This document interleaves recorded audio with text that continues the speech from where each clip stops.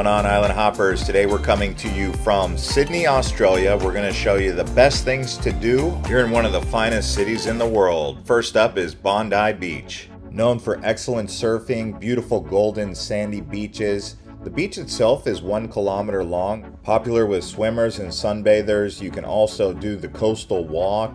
They hold many events here, so be on the lookout for the Bondi Beach Fest or the City to Surf Fun Run. There's also plenty of dining and shopping around the area, plenty of cafes and bars. Also a popular spot with locals, not just tourists, so if you want a good day in Sydney, come on out. And right next to the Bondi Beach is the Iceberg Pool, which includes 2 outdoor pools, a sauna, and multiple places for sunbathing. It is part of the Bondi Icebergs Club, although it is also open to the public, and it's one of the only places with a license for a winter swimming club. Next up is the Sydney Opera House, which is one of the most iconic and recognizable structures in Sydney and even across the world. Completed in 1970, nowadays it is a UNESCO World Heritage Site. Around the area you can hang out along the world famous Sydney Harbor. They also have restaurants and cafes here that you can enjoy some evening dining with various different lighting displays. Also, they have the Sydney Symphony Orchestra doing regular concerts here. Another popular area is the Darling Harbour waterfront right here in the heart of Sydney.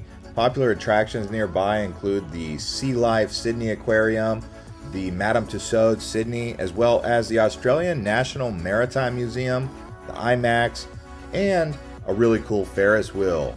I suggest coming down to the waterfront here in the afternoon on a weekend or evening time on a Friday or Saturday night for a really great time. Around the area of Darling Harbour, you'll notice they have a lot of different boat traffic, water taxis, and harbor tours all out of Darling Harbour here. Next up is the Harbour Bridge, also known as the Coat Hanger. It was completed in 1932. It spans 503 meters across. For those of you seeking an adrenaline rush, they do have a bridge climb that you can experience. You will have to get with a guided tour operator in order to actually experience that. It's not uncommon to get some really great pictures of cruise ships coming into Port Jackson and the Sydney Harbor. Next up is a tour of the actual Sydney Harbor here, which costs anywhere between 40 Aussie dollars all the way up to $70 depending on the ticket you get for hop on, hop off. You can also just simply do a ferry cruise that goes from beach to beach. For example, going from Darling Harbour to Watson's Bay or to the Taronga Zoo. You can get those tickets for around $8.50 or $9 per person, and there is going to be discounts for the elderly and kids, so you can just look into that when you get there, but that's the general pricing. Also, I want to remind you guys, as we're going around Sydney, there is timestamps below in the description, and I will be making more videos from Australia, so do be on the lookout for that.